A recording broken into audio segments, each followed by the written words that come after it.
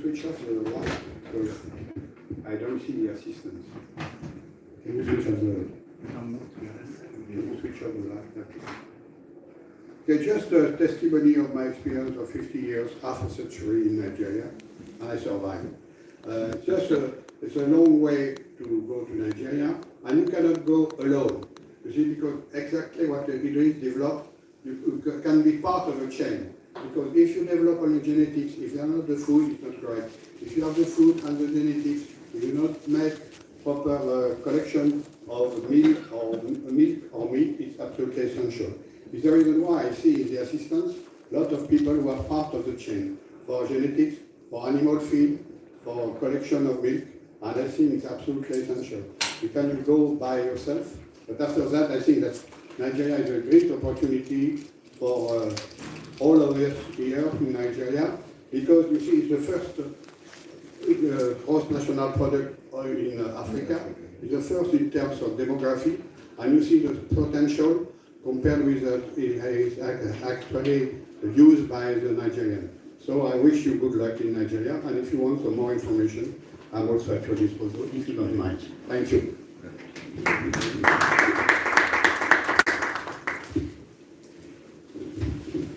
Any questions, please?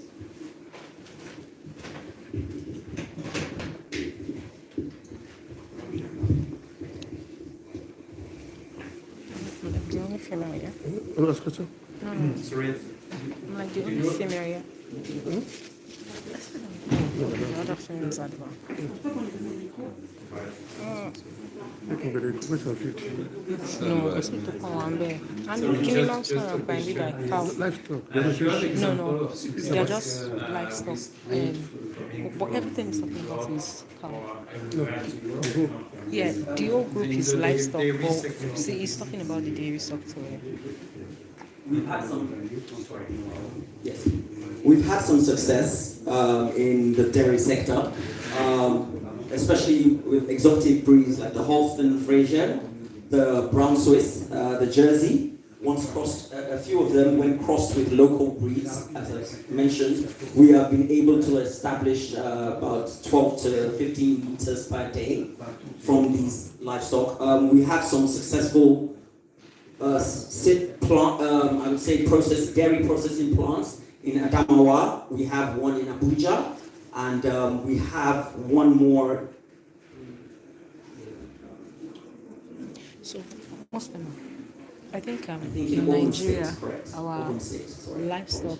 So we have some successful ones, but again, cows. we're still heavily reliant on Because importation poultry is like dairy. the largest, We need to but try and they don't reduce give that it as number much through regard by like they give cow. having more people coming Yeah. to set up more dairy processing plants. We also have Nestle and Ola that are doing some dairy production, but again, they are mostly focused on just dairy. They only focus on dairy finished products. We would like more to focus. We have a large population that consumes a lot of dairy in Nigeria. We would like to stimulate and improve our dairy production through partners, hopefully. Yes, thank you.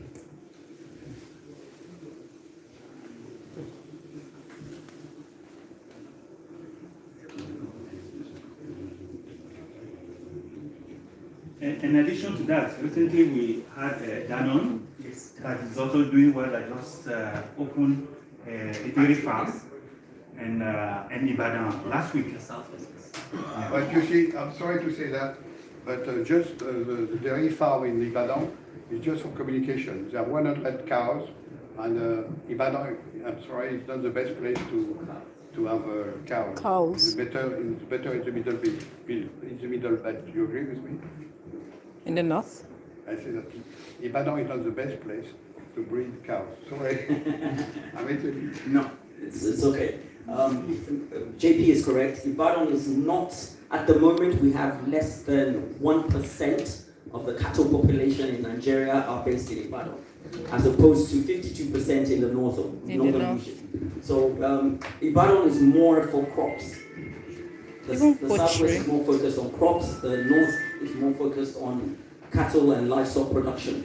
But again, our plan is to move that across the nation with new partners coming in, we're hoping we can open up some processing plants for dairy and in Southwest as well. When you say Ibadan, Yes. Oyo State. Yes, Oyo State. Yes. Ibadan is the capital of Oyo State. Apologies.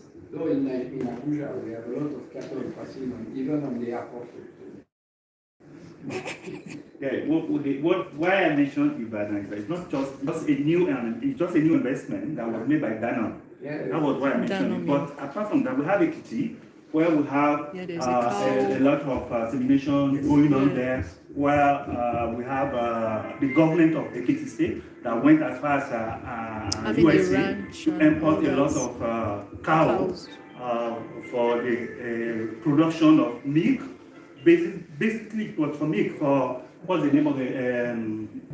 We have a company that is importing heavily milk into Nigeria, and they have to partner with the Ekiti State government in order to be able to produce locally. As the plan of the federal government is to ban the importation of milk. But today, we are not there yet. But we are still importing, as he said, 98% of our milk has still been imported. So that's why. You have seen the price of milk now in the it's crazy. It's crazy, yeah. Because it's importation. Yes. Yeah.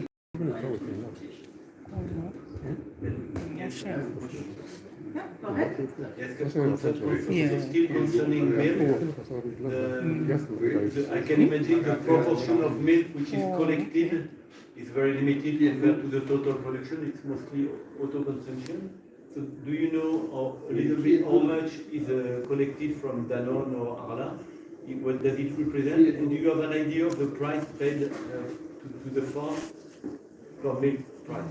If you have the info. Yes, we got that. And they speak out, give you the answer.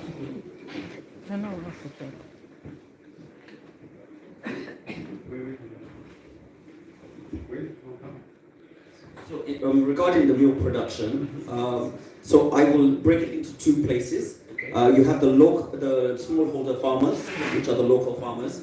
A lot of them are self-sustaining farmers. So if his cattle is yielding about 0.5 to 1 liters per day, he will remove some of that for family consumption, and whatever is left, if it's with 1 liter per day, most likely than not, all of it will be taken for family consumption. But with we have a group in Adamawa State called the Sabore Group, and what they do is they have a dairy collection centers, and they receive about 5,000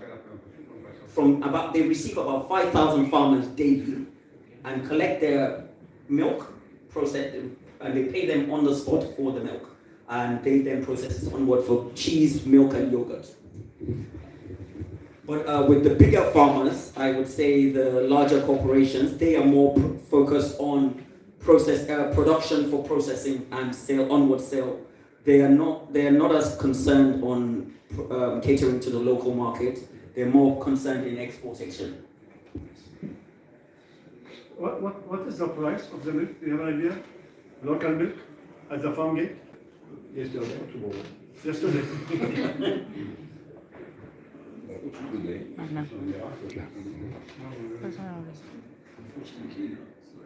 No problem.